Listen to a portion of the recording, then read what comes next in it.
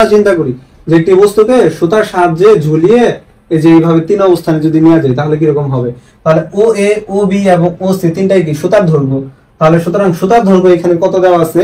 সুতার দৈর্ঘ্য হচ্ছে এখানে 10 মিটার দেওয়া আছে, আর বস্তুর ভরটা হচ্ছে 2 কেজি দেওয়া আছে। তাহলে এখানে বস্তুর ভর m = 2 কেজি, আর সুতার দৈর্ঘ্য দেওয়া আছে হচ্ছে এ বি, পুরোটাই তো সুতার দৈর্ঘ্য এ বি, তারপর কি সরি ও এ, ও বি এবং ও সি মানে তিন অবস্থানে গেছে, তাহলে পুরাটাই সুতার দৈর্ঘ্য। তাহলে সুতার দৈর্ঘ্য পরিবর্তে আমরা লিখতে পারি ও এ = ও বি = ও সি। তাহলে তিনটাই কতটুকু হয়?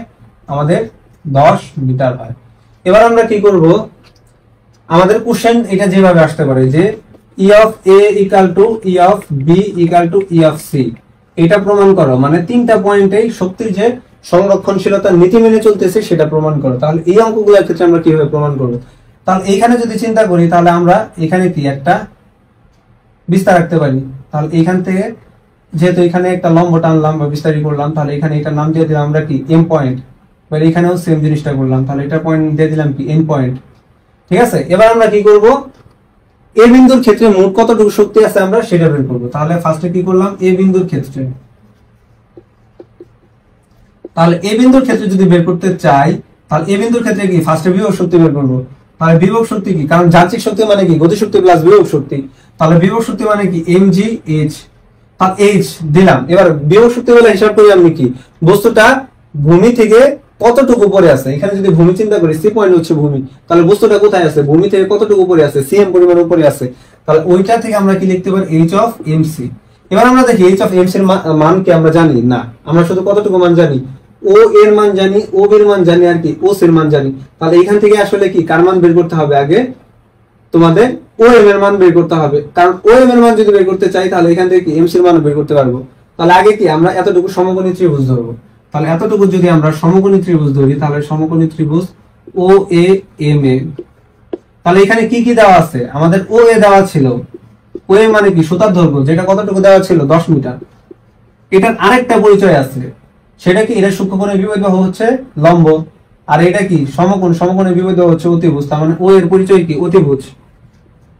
আর এখানে আমরা কি বের করব, ও এম বের করব। ও এম মানে কি আমাদের ভূমি বের করতে বলছে, তাহলে কোন সূত্র বসায় আমরা করতে পারবো, আমরা জানি cos θ সূত্র বসায় করতে পারবো, এবং মাঝখানে অ্যাঙ্গেল আছে, কারণ কি আমরা জানি cos θ সমান কি ভূমি বাই অতিভুজ, তার মানে cos 60 ডিগ্রি, থিটার পরিবর্তে 60 ডিগ্রি বসাই দিয়েছে, এই যে 60 ডিগ্রিটা। তাহলে ভূমি আমাদের কতটুকু আছে, ও এম ডিভাইডেড অতিভুজ কত 10 মিটার। তাহলে এটা যদি আমরা করতে চাই তাহলে ও এম আর যদি গুণ করি তাহলে ও এম = 10 গুণ cos 60 ডিগ্রি। তাহলে এখানে cos 60 ডিগ্রি আর সাথে যদি আমি 10 গুণ করি তাহলে আমাদের ও এম এর মানটা আসে হচ্ছে, আমরা যদি ক্যালকুলেটরে হিসাব করি তাহলে ও এম এর মান হচ্ছে আমাদের 5 মিটার। তাহলে এবার আমরা কার মান বের করলাম, ও এম এর মান বের করলাম, অর্থাৎ আমরা এতটুকু অংশের মান বের করে ফেলছি। বাট আমাদের কি এতটুকু অংশের মান লাগবে না, তো আমাদের লাগবে হচ্ছে এমসি এর মান। আচ্ছা, তাহলে এমসি যদি পাইতে চাই তাহলে আমাদের কি করতে হবে, আমরা যদি পুরো সুতার দৈর্ঘ্য দেখি, ওসি কি সুতার দৈর্ঘ্য না, তাহলে আমরা কি লিখতে পারি সুতার দৈর্ঘ্য ওসি। এবার ওসি তে যদি যাইতে চাই তাহলে আমাদের কি করতে হবে, ও থেকে এম এ একবার যেতে হবে, আবার কি এম থেকে সি তে যেতে হবে। তাহলে আমরা কি লিখলাম, ও এম প্লাস এম থেকে সি, তাহলে এম সি তে গেলাম। এবার ও সি কি সুতার দৈর্ঘ্য আমাদের কতটুকু দেওয়া ছিল 10 মিটার, তাহলে এখানে আমরা 10 মিটার বসাই দিলাম। এবার ও এ এবার হচ্ছে ও এম এম কি কার মান বের করব, ও এম এর মান। ও এম এর মান আমরা একটু আগে পাইছি, সেটা কত 5 মিটার, আর এম সি এর মান আমরা বের করব। তাহলে এখান থেকে যদি বের করতে চাই তাহলে আমাদের এম সি কত আসে 10 - 5, তাহলে এম সি এর মান কত 5 মিটার। তাহলে এখানে আমাদের কার মান বসাইতে হবে, এম সি এর মান বসাইতে হবে। তাহলে যদি আমরা বসাই, এম এর ভর হচ্ছে 2 আর যে মান হচ্ছে, আমরা যদি চিন্তা করি, আচ্ছা এখানে আরেকটা জিনিস দেওয়া ছিল, সেটা কি এই যে এইখান থেকে সদলকটা তো এইভাবে আসছে তাই না, এইখান থেকে এই যে এতটুকু দৈর্ঘ্য আমাদের দেওয়া ছিল, সেটা কত 3.75 মিটার দেওয়া ছিল। আরেকটা জিনিস দেওয়া ছিল, সেটা কি অভিকর্ষ ত্বরণ আমরা জানি 9.8, বাট আমাদের কোশ্চেনে দেওয়া ছিল অভিকর্ষ ত্বরণ 10 ms ইনভার্স 2। আর এটা হচ্ছে যে বোর্ডের কোশ্চেন, সেটা হচ্ছে ঢাকা বোর্ড 2016। আচ্ছা, তাহলে এটা যদি করতে চাই তাহলে 2 বসাইলাম, যে পরিবর্তে আমি 10 বসাইতে পারি, আর এমসি এর পরিবর্তে কি 5 বসাইতে পারি। তাহলে টোটালটা যদি আমরা গুণন করি তাহলে আমাদের মান আসে হচ্ছে 100 জুল ক্যালকুলেটর হিসাব করলে, তাহলে 100 জুল বের করে দিলাম। এবার এ বিন্দুতে আমাদের কি বের করতে হবে? গতিশক্তি বের করতে হবে। তাহলে গতিশক্তি যদি বের করতে চাই সূত্র হচ্ছে হাফ এম ভি স্কয়ার। তাহলে এটাও কি আমাদের আলটিমেটলি গতিশক্তি শূন্য হয়ে যাবে। কেন শূন্য হয়ে যাবে? কারণ গতিশক্তির সূত্র কি জানি, হাফ এম ভি স্কয়ার মানে কি ইউ স্কয়ার প্লাস 2gh, যেখানে যেহেতু এখানে আদিবেগ ছিল না, তার মানে ইউ এর মান বসবে না, তার মানে কি বসবে? শুধু 2gh বসবে। তাহলে আচ্ছা, এটা আমি ফুল করেই দিই, হাফ এম ভি স্কয়ার পরিবর্তে কি লিখতে পারি? 2gh। h মানে কি? কতটুকু উপর থেকে পড়ছে? কতটুকু উপর থেকে পড়ছে না, এখানে ছিল, তার মানে কি এ পয়েন্ট আমাদের উচ্চতা কতটুকু? 0। তার মানে হাফ গুণ m গুণ 2 গুণ g গুণ 0, তার মানে টোটাল আমাদের কত হয়ে যায়? 0 হয়ে যায়। তার মানে এই বিন্দুতে আমাদের মোট শক্তি কতটুকু সেটা যদি বের করতে চাই, তাহলে E of A = 100, মানে কি বিভব শক্তি প্লাস গতি শক্তি কত? 0, তার মানে টোটাল কত? 100 জুল চলে আসতেছে। তার মানে এই বিন্দুতে আমাদের মোট শক্তি কত? 100 জুল। এবার আমাদের কি করতে হবে? বি বিন্দুতে আমাদের মোট কতটুকু শক্তি আছে আমরা এবার সেটা বের করব। তাহলে এবার কোন পয়েন্টে বের করলাম? এ পয়েন্টে বের করতেছিলাম। তাহলে এ পয়েন্টে আমাদের 100 জুল মোট শক্তি ছিল। এবার বি পয়েন্টে যদি বের করতে চাই, তাহলে বি বিন্দুর ক্ষেত্রে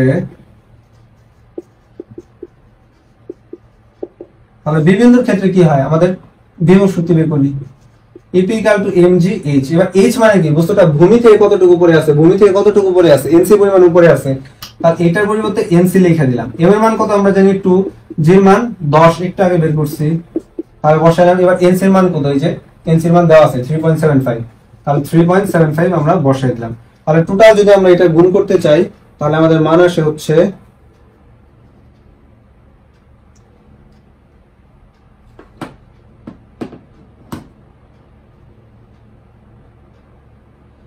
73.5 জুল। এবার আমরা কি করব? বিন্দুতে গতিশক্তি বের করব। তাহলে গতিশক্তি যদি বের করতে চাই, EK = half M V square. তাহলে হাফ বসাইলাম, m বসাইলাম, ভি স্কয়ার মানে কি 2gh। h মানে কি? বস্তুটি কতটুকু উপর থেকে পড়ছে।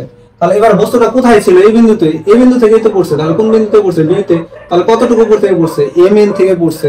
তাহলে এখানে h এর পরিবর্তে আমরা কি লিখতে পারি? mn সরাসরি বসাই দিতে পারি। তাহলে এটা যদি বসাই, তাহলে এই2 আর এই2 যদি কাটাকাটি করি, তাহলে আমাদের কি আসে? mg h of mn।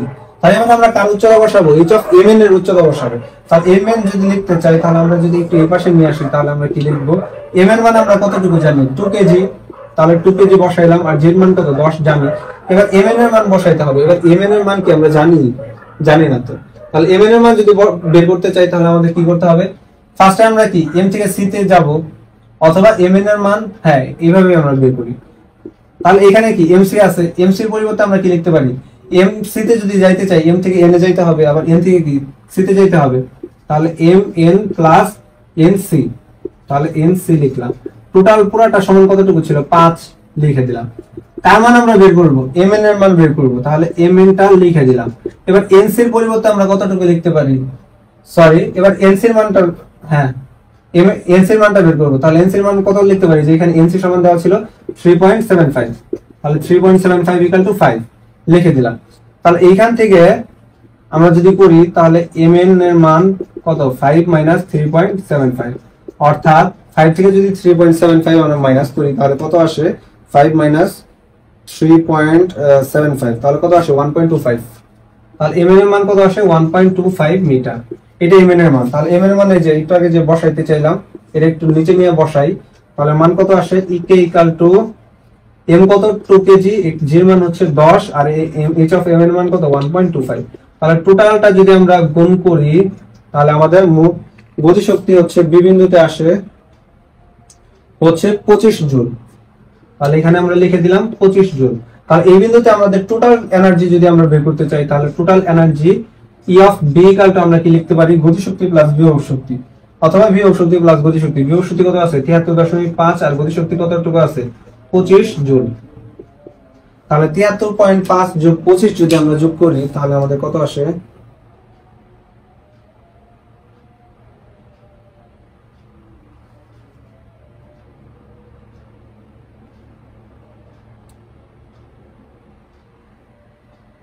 তাহলে আমাদের আসে হচ্ছে 98.5 জুল। আচ্ছা, এটা আমরা একটু হিসাব করি কতটুকু আসে অ্যাকচুয়ালি।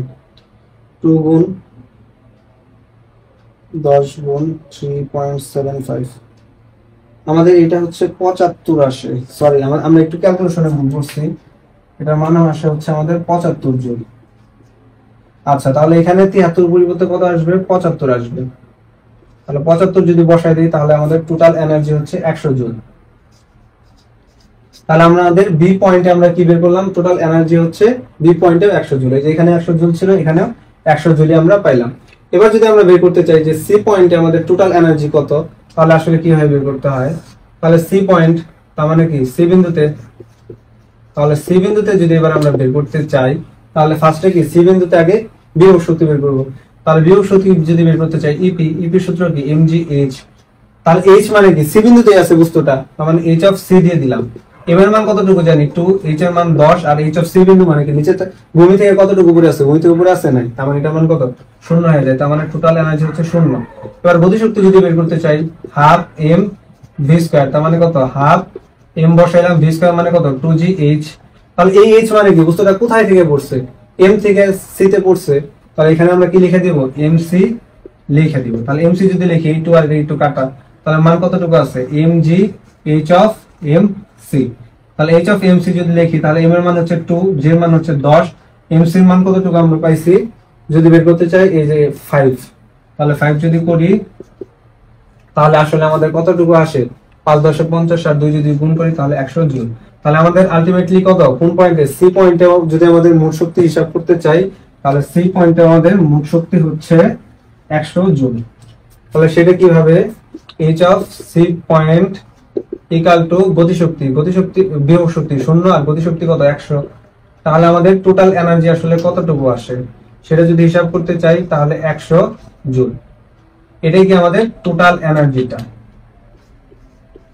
অর্থাৎ আমরা যদি এবার চিন্তা করি যে এ পয়েন্টে মোট শক্তি ছিল 100 জুল, বি পয়েন্টেও 100 জুল, সি পয়েন্টেও 100 জুল।